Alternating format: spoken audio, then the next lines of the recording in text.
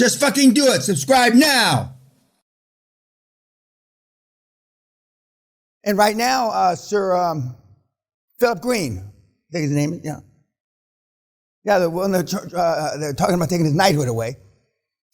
He paid himself 1.2 billion pounds in a dividend just before Corona, and now they're 32 million short in the pension plan, and he's not, as I understand the information, he's not putting it in.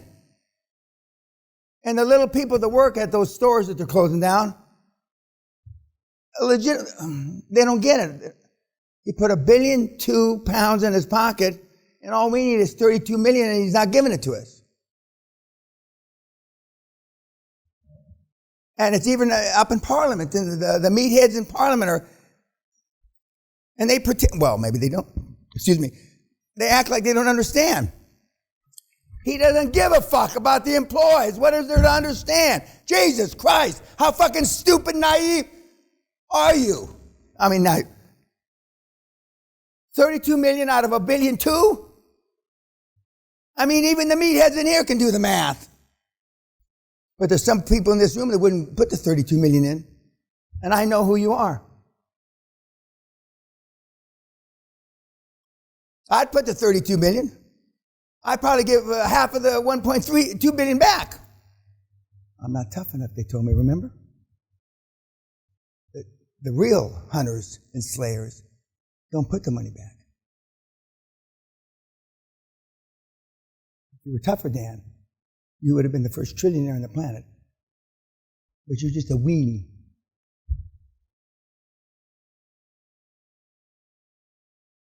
So you understand it now? I mean, it's easy peasy. And you may, in your criteria for looking at deals, I like deals that have not drawn down their line of credit and have not drawn down their working capital. That's not a red flag. That's a purple flag. Please come take me.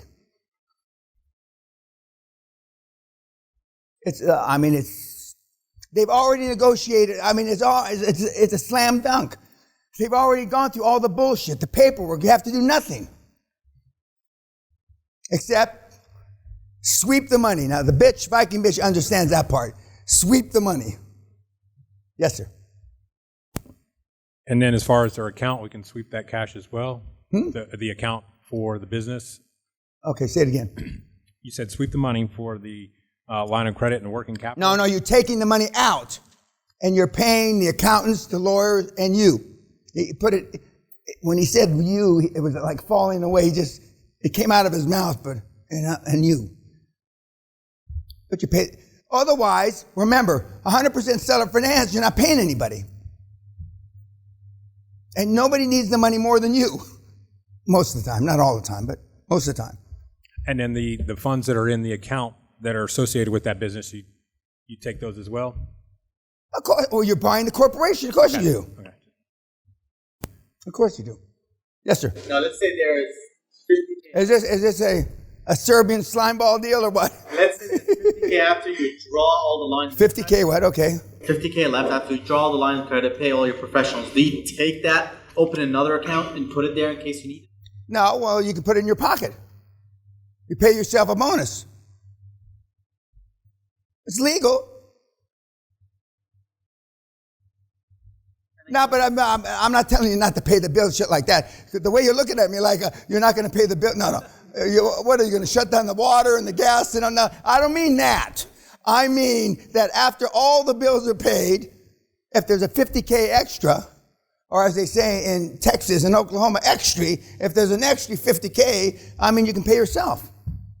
Now, somebody, not this seminar, but the last couple seminars, okay, you buy a deal for $1 million and you overfinance it $1.2 million.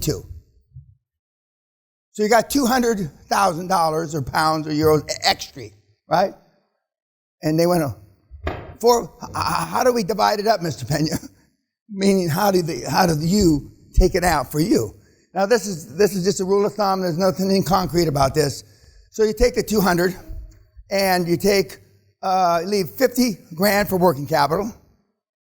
You take 150 and you split it amongst, this is after you pay your expenses for your professionals, let's say that's 50K, and there's 100K left for you, the you in the deal would take half of it or a third of it to a half, and then you'd split a half to 2/3 to the rest of the board members. And the board members don't get it pro rata based on their ownership of shares, because they may only own 2%, 4%, 5%. They get it pro rata based on how much fucking work they did. Because you're going to have one or two worker bees that do all the heavy lifting. And they may only have 2% and 4% respectively. So you don't give everybody, and your chairman may have 10%, and he didn't do hardly any work. So let's say you give, 30% of the extra money to the two guys that did the heavy lifting, and then you split up the rest 5-10% each. But it's not paid pro rata to the ownership. It's paid based on the workload that they carry. And it'll be easy to differentiate who's doing the work. I mean, that's easy. And in the first deal, your board members aren't responding to you. Well, they may either not be around for the second deal, or you give everybody, $25,000 and you give them $2,000. That sends the message. Why did I only get $2,000? Because you didn't do a goddamn thing. You're lucky I didn't throw you off the fucking board. Or you give them nothing. I don't like that. I've always given them something. But some of the guys that I've been in business with give them nothing. You did fuck all, you get fuck all. Now but then they normally resign. That's fine. Now, when they get nothing and you're splitting up, let's say an over finance of $1 million, $2 million, $5 million, and they get nothing. Now, that hurts them. I mean, that's like a dagger in their fucking heart. And you may get a crybaby email, oh, I'm so sorry. But money talks and bullshit walks. Do you need board approval for all the bonuses that you're... No, remember when you set up the company, there's a reason why Serbia is off, or not Serbia, Syria, excuse me. Because there's a reason why Syria's all fucked up. Guys, I told you, at the board meeting that's going to approve when they're going to distribute the shares, they're going to give you a mandate, a contract that you can operate and do such and such and such and such. One of the things is you're going to be able to pay out bonuses when and if you desire based on performance. So it will already be now he's writing that down, look at that. It will already have been approved. And this is all 100% legit. Contrary to some of the other things you've done to take money out of your companies. But remember, you're not living off the company anymore. You're not paying your rent. You're not paying the kids' tuition. You're not paying for the slut whores you got on the side. That's got to come out of your own money now.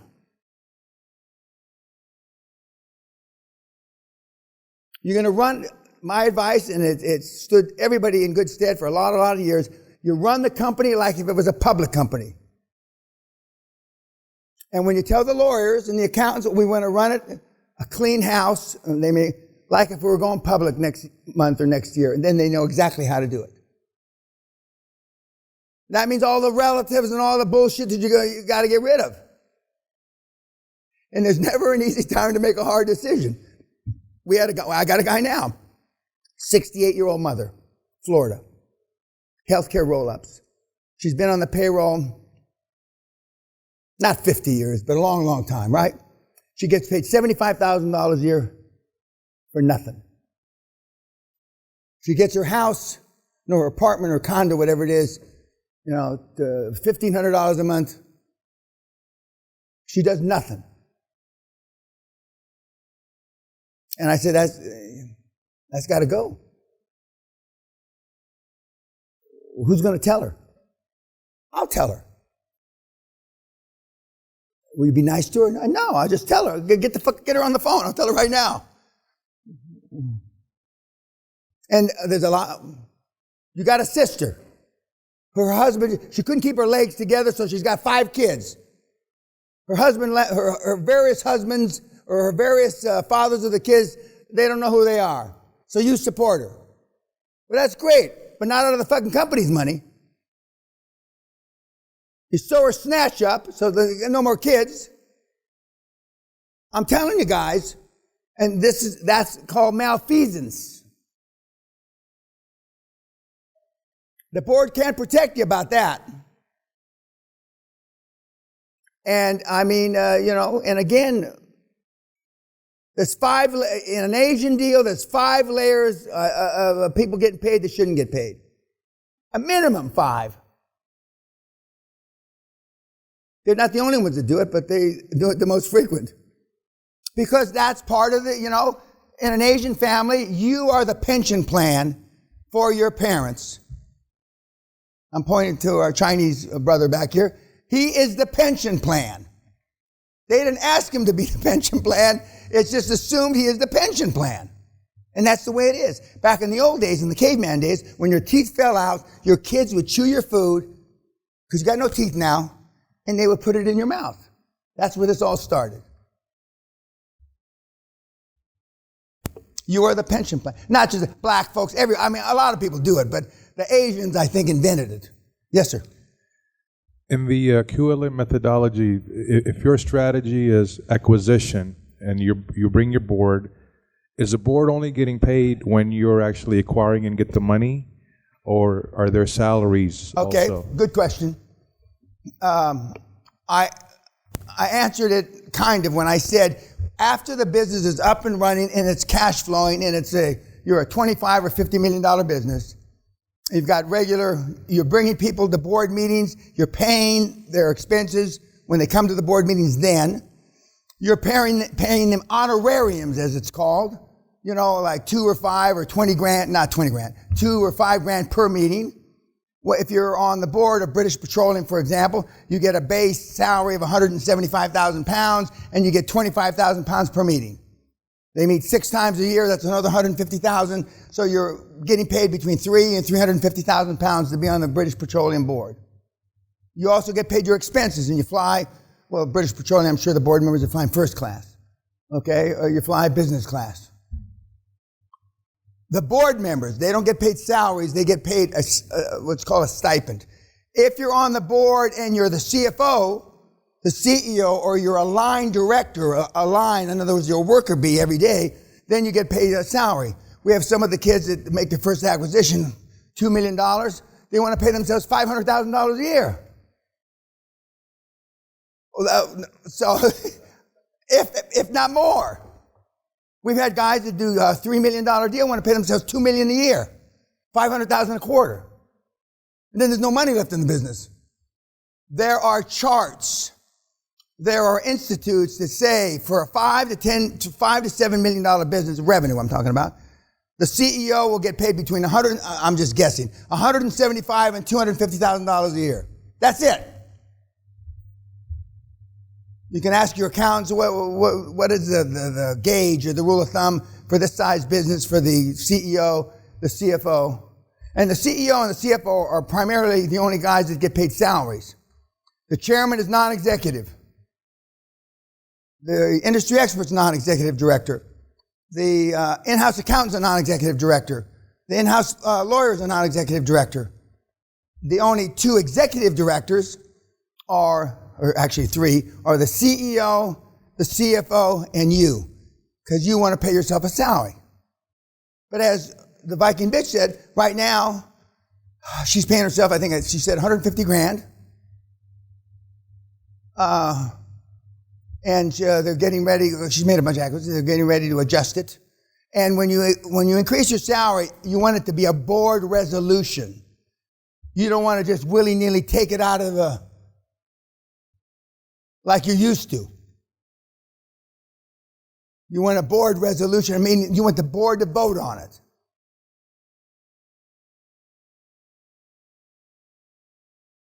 But we've got, one of the guys, I won't say his name on YouTube, you heard him say he got paid $13 million last year.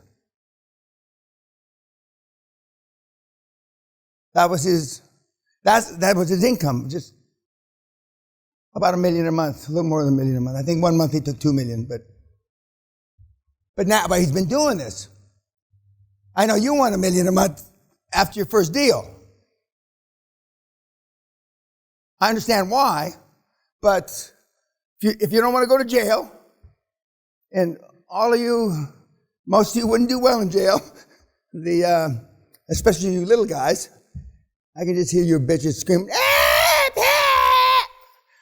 Remember, I told you about my guy that went to Iranian jail. He says, Dan, it was awful. It took me 4 or 5 months to get used to the screaming every night. That's for little guys getting fucked in the ass. I'm told that your ass loosens up. Guess must not. It's something I guarantee you I'm never going to experience. But I'm told that the sphincter muscle loosens up after a while. But I guess have 40, 50 guys fucking you in the ass. Maybe it doesn't loosen up. I don't know. But it's something for a subject for another webinar or another YouTube. Yes, sir. Did I explain your question? Yes, you did. Okay. Thank you. Another question, yes. So let's pick industry, say healthcare. Okay. The chairman. I'm known as an expert in healthcare. Go ahead. All right. Chairman and the field expert that come on board, they can't be on another No, board. they can be on another board. One That's of the where the things that conflict Dr. Joe said that was wrong, just one of the many things he said that was wrong, you can't be the chair of two things. Remember him saying that? No, you can't be the chair of two healthcare companies based in Los Angeles. You can be, one dental roll-up in Boston and a telehealth in Santa Monica are two different things. You can't be chair of two things like that. But not in the same area of the same. No, not the same roll-up in the same area, no. Okay. Correct. That's correct. 40% everything you heard is, and they weren't lying to you on purpose. It's just it's because they don't know, they don't understand. And some of these guys have been at this 4 or 5 years now, and they still don't know. Which I thought would reinforce to you, which it hasn't apparently, that you don't have to know shit. But you still look at me, like The Simpsons, Or what's that other one about American Dad? There's another thing, American Dad on Fox. Yeah, that's what you, the big guy, whatever his name is.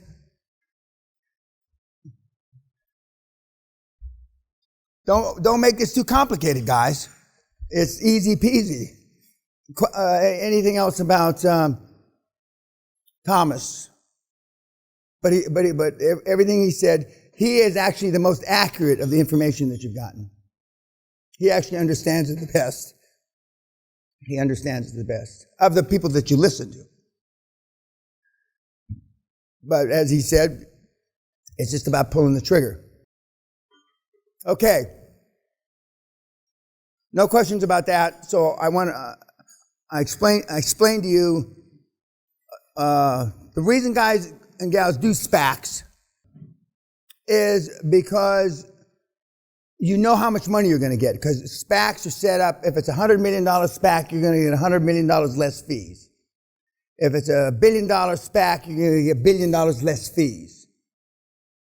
So it's not like you're going to go public and Goldman Sachs leads you to believe, bullshits you, that it's going to come out at $25 a share and it comes out at $8 a share.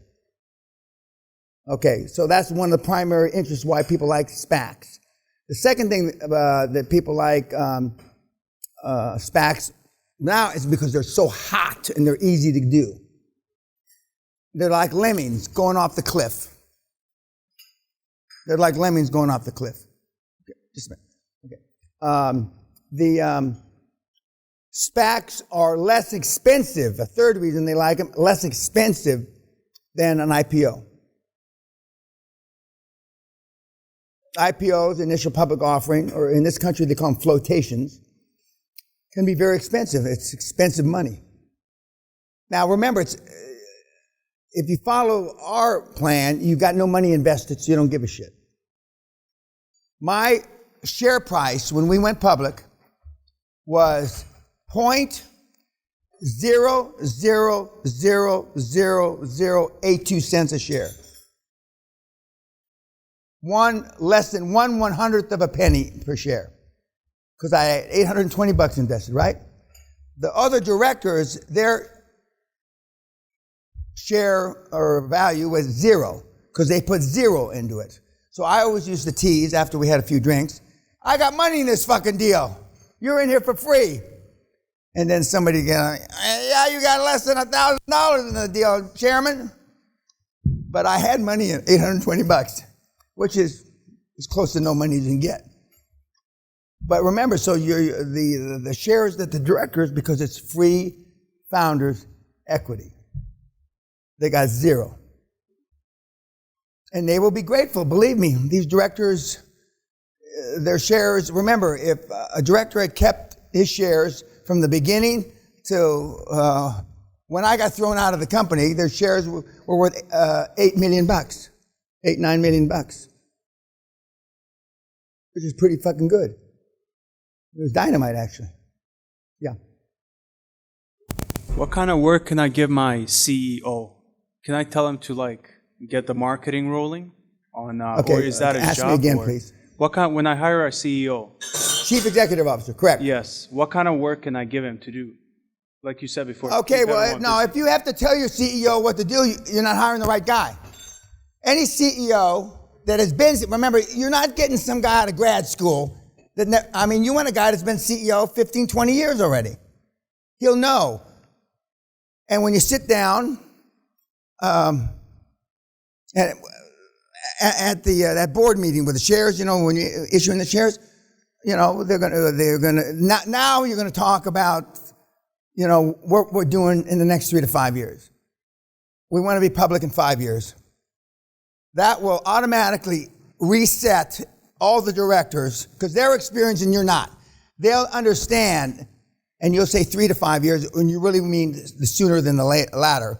They'll reset in their minds. They'll know what to do with the accountants. They'll know what to do with the lawyers. They'll know what to do with themselves. But if they don't, then you pick the wrong guys. Now, I picked the right guys. Not just because I knew, because I came from that industry, but they just, they started interviewing the investment banks, et cetera, who's gotten the best value. And in my judgment, the most important thing when you're going to go public is who has the best track record for supporting the stock in the aftermarket. Who has the best track record for keeping the stock up instead of letting it go down. And there's probably 10 or 20 of the IBs, as they're called, investment banks, big IBs. Goldman Sachs is at the top of the list.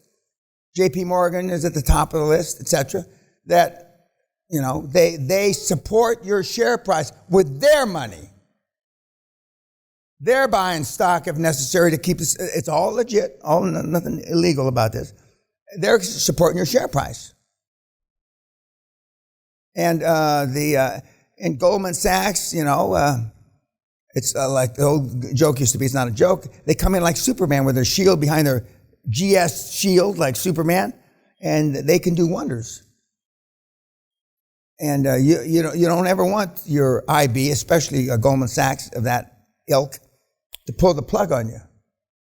In other words, withdraw their support, because then you're fucked. But a lot of the IBs, and right now they're supporting your stock has been easy peasy because the market's going like this. The real test is how have they supported the shares when the market's in a tank. And if you go back and look from Corona, for 2 or 3 months, there were no IPOs. They pulled them all. Why did they pull them all? One of the reasons is because the investment banks didn't want to support the stocks in the aftermarket and potentially take a bath and lose a bunch of money. But right now, it's easy peasy. A fucking kid just out of grad school could figure out a algorithm to support your stock. Now, part of the challenge is now a lot of the stock market is algorithm driven. It's not a kid. Well, first of all, 87% of the money in the world is managed by kids less than 30 years old.